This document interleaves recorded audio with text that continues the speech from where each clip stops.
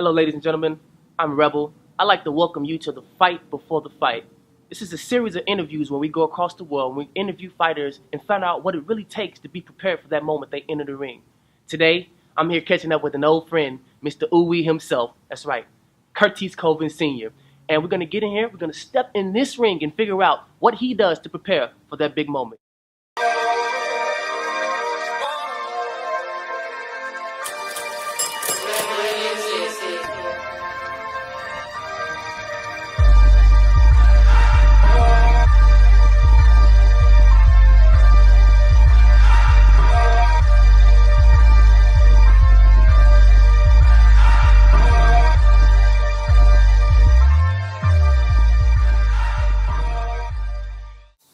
All right, ladies and gentlemen, so we are here. We're right here inside the ring. I have Kurtiss Colvin Sr., Relentless Boxing. How you doing? So, Kurt, for the viewers and people that are following your career, let's start with you as an amateur. Okay. Well, as an amateur, I think my record was like 55-5. So 55 wins, 55 wins, 5 losses. I've been on the USA team. I was on the Olympic committee team. I actually stayed in the Olympic training center for like some months. So I was part of 2008 team, 2009 team. I'm sorry, 2009 team with Earl Spence, Terrell Goucher, um, Jesse Hart, Luis Aries. It was a really good team, and a very great learning experience. That's phenomenal.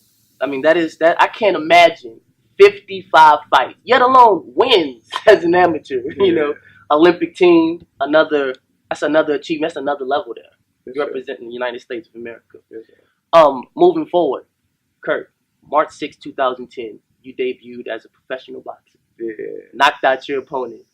Like, what was the process in preparing for that moment? The process was no different than the amateurs, being that I was on such a high stage platform as an amateur itself.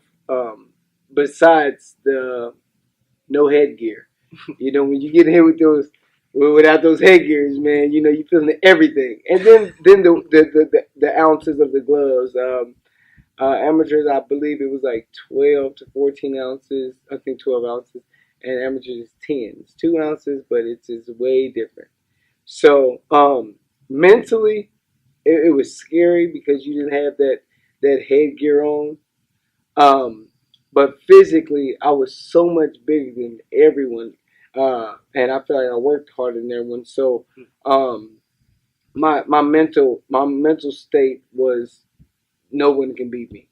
And I believe I end up my debut fight. I think I knocked him out in like a minute and 30 seconds. In the first round. So, and it happened a few times for the first round in my earlier career.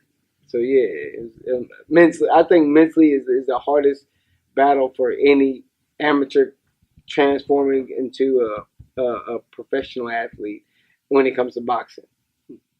But I like 3 things he touched on right there. He said he was a hard worker, thinking positively, and then adapting to the changes, knowing that as an amateur, my ounces of gloves was this, and then as I progress, they're going to be this now. One thing that we want to know, as the fight community, we have 2 questions for you. Mm-hmm. 2 questions. I think every fighter should get with an experienced mentor and ask these 2 questions. So, you have a big fight coming up, right? Which is October 18th? 15th. Okay, my 15th.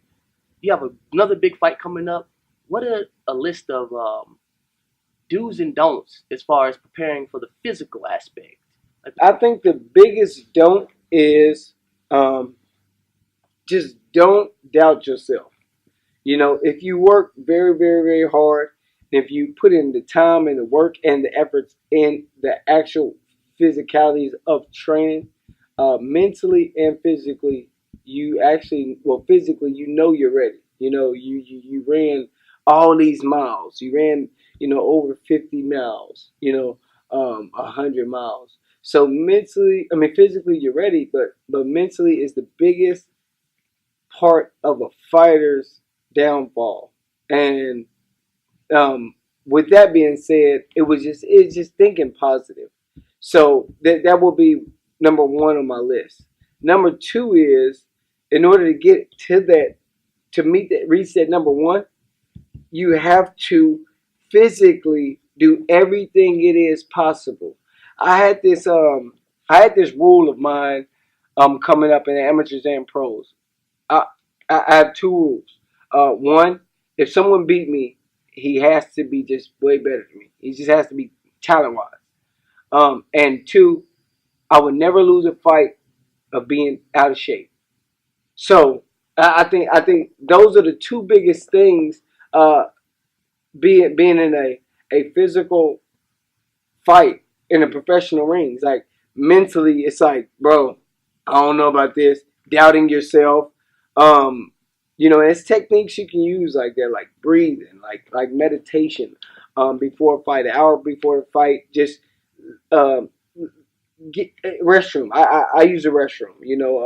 As weird as it sounds, but because in a room per se, everyone wants to be around you.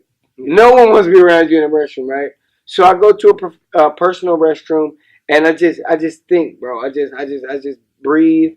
I control my breathing, my heart rate, and I just think about winning. I imagine, I envision winning already, and I tell myself all the do's of the fight. A lot of people we magnify the don'ts, so it stays on our mind.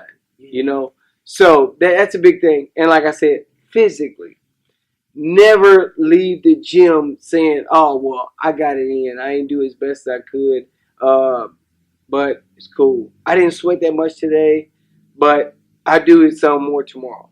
Nah, nah. Just physically, you have to be well prepared because mental to me, in my professional opinion, mental is 10 times more influence on the boxing side, the physical, you know what I'm saying, then the physical, then the actual fight. Because if you're not there mentally, you're not gonna be there physically because it's not gonna really make no sense because mental, your brain is powerful. So I think that one and two, you have to control your mind, and realize that your brain is yours. A lot of people, and that sounds retarded, right? But a lot of people don't know that your brain is yours. Like, so you can control your mindset. You can control how you think, and that's so simple, right? So right, and so you control that, and with that, then comes the physical. Work your body out, and I got to touch on this, but don't be caught up in working so hard. Work smart. You know what I mean? Yeah. Like, work smart. Like, if I'm preparing for an 8 round fight, right? A lot of people go crazy and they prepare themselves for a 14 round fight, and it's like why? Yeah. And a lot of people think that's crazy. Like, no, no. Okay, well, what if you don't make it to that? I mean, you're not preparing for a 14 round fight. You're preparing for an 8 round fight. So okay, so I see preparing for a 10 round fight probably, but not a 14. Don't go too far. Do so what's don't necessary. overexert yourself. Do what's necessary. Nice. Yeah. Absolutely. I think you touched on some very solid points, and the principles, are unquestionable. If you have a pen and paper, something, take this down. He said, meditation is one tool. Thinking positive is another tool. Focusing on the do's. Do what's necessary. You touched on everything, I believe, and you will validate it. So, is there anything else? Any bit of information else we can take home with us? Yes. I personally, because I lived it, I felt like I was God at one time, or a God at one time, in my career, that I was better than people. I started getting money, flying everywhere. I'm going to Vegas. I'm going to California, and things are really, really good, in life. And I forgot my way.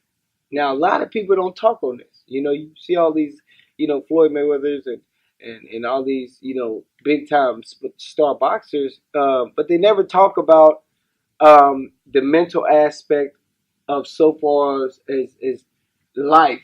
So a life lesson that I've learned was that I'm gonna need to keep people around me that that loves Kurtiss and not Mr. Uwe as much. So you do have to separate the two because you have to understand it's a time where I'm gonna have to be Mr. Uwe. And those you don't know, my name is Kurtiss, Mr. Uwe Colvin. That's my boxing name. But it's two people in one. And as you're coming up, and you have to understand that you have to be two people. When people come see me fight, they're not coming to see Kurtiss Colvin. They're coming to see Mr. Uwe. So I have to understand that, and to understand that everything goes around in a circle. Everything works like fine. Like in the ring, I am Mr. Uwe, and outside of the ring, I am Kurtiss Colvin Sr. And I know that as a person now, and as a fighter now. So it's okay. So basically, the overall thing is be yourself and be who you train to be. So be the best boxer and then be an even better person. So yeah, be a better person. Nice. Absolutely. I couldn't agree with you more. Separating the two, having the right people around you. That's a very important principle. I think fighters should consider too. Having people who are there to keep you grounded, keep that humility, keep that hunger, that drive. Like I definitely agree. So in closing, man, I have to say thank you for coming and sharing your knowledge with me and the viewers that are watching the fight before the fight. Until next time, we're going to try to use and apply these tools, tips, and strategies to help us better prepare. Like, comment, subscribe, share. There are more videos on the way, more tips to be heard here at the fight before the fight. Thank you for watching. Did you hit with the overhand?